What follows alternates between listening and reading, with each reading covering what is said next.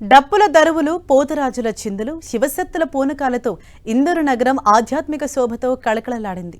ఆషాఢమాసంలో నిర్వహించే ఇందూరు ఊర పండుగ ఆద్యంతం కన్నుల పండుగగా సాగుతోంది.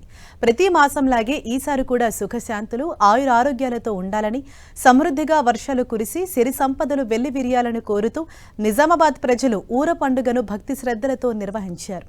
ఆనవాయితీ ప్రకారం 3 రోజుల ముందే బాసర గోదావరి నుంచి పవిత్ర జలాలను తీసుకొచ్చి గ్రామ దేవతలకు జలాభిషేకం చేయడంతో ఉత్సవాలకు శ్రీకారం చుట్టారు. ఖిల్లా రఘునాథ ఆలయం నుంచి గ్రామ దేవతల ఊరేగింపు ప్రారంభం కాగానే వేలాది మంది భక్తులు తరలివచ్చారు. తొట్టెల కింద భక్తులు వరుసగా కూర్చోగా వారి మీదుగా తొట్టెలను తీసుకెళ్లే సంప్రదాయం ప్రత్యేక ఆకర్షణగా నిలిచింది. డప్పుల మూతలు, పోతరాజుల నృత్యాలు, శివసత్తుల పూనకాలు, మహిళల భక్తి పారవశ్యం మధ్య దేవతామూర్తుల ఊరేగింపు గాజులపేట్, పెద్ద బజార్ చౌరస్తాల మీదుగా వైభవంగా సాగింది.